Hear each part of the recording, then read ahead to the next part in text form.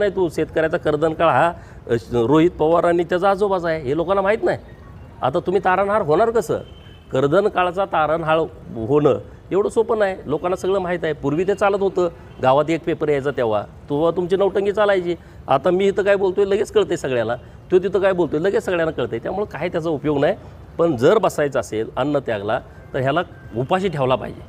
नाहीतर तिथं वडापाव खाणार आणि परत इकडे येऊन म्हणणार मी शेतकऱ्यांच्यासाठी जोपर्यंत कर्जमाफी केली आणि आता तू कर्जमाफी कसली करणार आहे?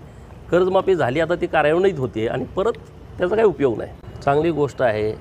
देवाचे आभार मानले पाहिजेत की ज्यांना कधी आंदोलनाची सवयच नव्हती, ज्यांना फक्त लुटायचं खळं माहीत होतं. शेतकऱ्यांचं खळं महाराष्ट्रामध्ये सगळ्यात लुटलं कोणी? तर रोहित आणि रोहितच्या आजोबांनी. शेतकऱ्यांना गोळ्या घातल्या कोणी? आजोबाच्या सरकारने. मावळमध्ये जेव्हा लोक पाणी मागायला आली तेव्हा तुम्ही गोळ्या घालता.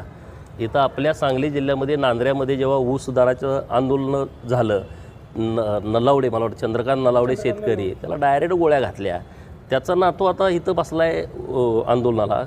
रोहित पवारला माझं आव्हान आहे की जोपर्यंत साखर कारखान्याने FRP दिलेली नाही, ती FRP जोपर्यंत शेतकऱ्यांना मिळत नाही तोपर्यंत त्यानं उपोषणाला बसलं पाहिजे, अन्नत्याग केला पाहिजे.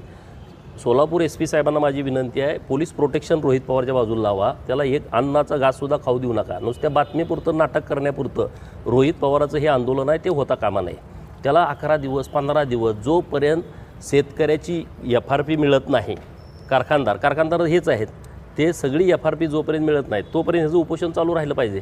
नाहीतर नुसतं नाटक मीडियामध्ये यायचं, सकाळपासून बसायचं, असलं नाटक असेल तर ते काही योग्य नाही. आणि रोहित पवारला ॲक्टिंग करायचं माहीत आहे. त्याचे ते सल्लागार हुशार आहेत. सकाळी 9ला तू ये आणि मग तू दिवसभर मीडियामध्ये दिसतोय, ह्याचा हा प्रकार आहे. शेतकऱ्याचं काय ह्याला पडलं आहे? कारखाने सगळ्यात जास्त दाबले कुणी? रोहित पवारांनी. कुणाचे कारखाने आहेत? शेतकऱ्यांचे. सभासदाच्या फीमधून उभारलेले कारखाने 6 कोटीपासून ह्यांनी ढापलेत.